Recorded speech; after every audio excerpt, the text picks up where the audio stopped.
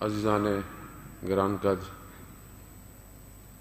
ایام ماہ رجب کے ہیں، اور ماہ رجب میں کئی ایسے ایام ہیں کہ جو اپنی فضیلت کے قائل ہیں۔ ویسے بھی کوئی بھی دن، کوئی بھی تاریخ ہماری اپنی زندگی سے جب منسوب ہوتی ہے تو یقیناً وہ اپنے کسی بھی واقعے اور اہمیت کی وجہ سے ہم اسے یاد رکھتے ہیں۔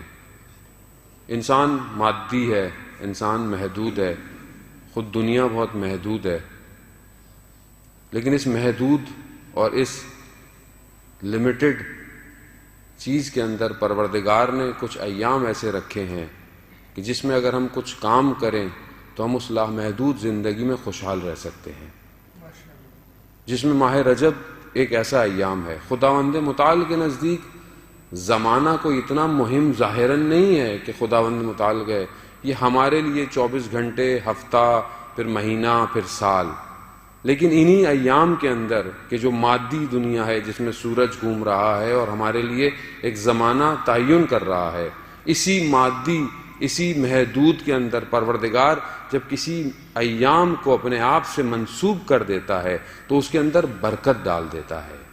اسی لیے ماہ رجب کو پروردگار نے اپنا مہینہ قرار دیا۔ اب اگر ہم اس سے فائدہ نہیں اٹھائیں گے تو یقیناً ہم باقی چیزوں کی طرح اگر ہم دنیا سے گزر گئے تو روز قیامت حسرت کھائیں گے کہ یہ ایام گزر گئے اور ہم نے اپنی زندگی میں ان کو اہمیت نہیں دی۔ ماہ رجب بھی بالکل ایسی ہے۔ یقیناً آپ نے اس سے پہلے گفتگو سنی ہوگی ایام میں، ظاہر ہے اور بھی آپ کے پروگرام پہلے بھی ہو چکے ہیں، لیکن بہرحال توفیق ہوئی ہے، کچھ دن رہ گئے ہیں تو شاید ہو سکتا ہے کہ ہم کچھ دن بہتر گزار سکیں۔ ماہ رجب عرفا کے نزدیک بہار کا مہینہ ہے۔ بہار کس کو کہتے ہیں؟ شکوفہ ہونا، دوبارہ زندہ ہونا، تجدید حیات ہونا۔ جو چیز مرجھا گئی تھی وہ دوبارہ کھلتی ہے، اس کے اندر زندگی آتی ہے۔ عرفہ اس کو بہار کا مہینہ کہتے ہیں۔ کیوں؟ کیونکہ روح کے کھلنے کا مہینہ رجب ہے۔ جو لوگ رجب میں محنت کرتے ہیں وہ شعبان میں اس پہ اور محنت کرتے ہیں، نتیجہ ماہ مبارک میں ان کو ملتا ہے۔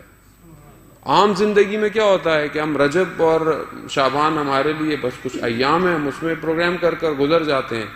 پھر ماہ رمضان آتا ہے، ہم سروں پہ ٹوپیاں پہن لیتے ہیں، مسجدوں کا رخ کر لیتے ہیں، لیکن جیسے ہی مہینہ ختم ہو رہا ہوتا ہے ہمیں اپنی ذات میں اپنے آپ کو کہہ رہا ہوں، خدا نخواستہ آپ کو نہیں کہہ رہا، میری اپنی ذات میں دیکھ تبدیلی نہیں آئی مجھے۔ میں نے روزہ رکھا، میں نے سب کیا، مگر وہ جو دعا میرا چوتھا امام کہہ رہا ہے کہ پروردگار کاش کہ یہ مہینہ ختم نہ ہو، لیکن یہ دعا میرے اندر سے نہیں نکلی آج تک۔ میں 40 سال کے نزدیک ہو رہا ہوں، یہ دعا میرے اندر سے نہیں نکلی آج تک کہ پروردگار کاش کہ یہ مہینہ ختم نہ ہوتا۔ کیوں؟ کیونکہ میں نے اس کی تیاری نہیں کی۔ میں کیا ہوں؟ میں کہتا ہوں کب ختم ہوگا، کب چاند نکلے گا۔ کتنا میرے میں اور سیر ائمہ میں تضاد پایا جا رہا ہے۔ کیوں؟ کیونکہ میں نے ان ایام کو درک نہیں کیا۔ میں اگر ان ایام کو درک کرتا تو پھر ماہ رمضان میں پھل لے کر خداوند متعال کی بارگاہ میں موجود ہوتا۔ اب اس مہینے کے اندر سب سے زیادہ مہم کیا ہے؟ استغفار ہے۔ استغفر اللہ واسأل التوبہ، یعنی توبہ کرو۔ کیا میں واقعاً کر پا رہا ہوں؟ یقیناً زندگی بہت مصروف ہے۔ اب آپ بولے مولانا صاحب ٹائم نہیں ملتا زندگی، آپ کو کیا پتا؟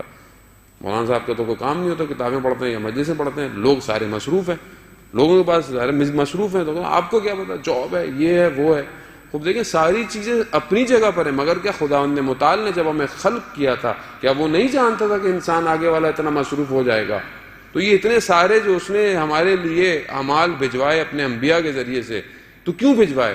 یا تو ہمیں نہیں جانتا تھا، یا تو آپ بولے کہ نہیں پروردگار کو نہیں پتا تھا کہ 21ویں سینچری میں اس فاسٹ سیزن میں رہنے والی جگہ میں ہماری زندگی بہت مشغول ہوگی۔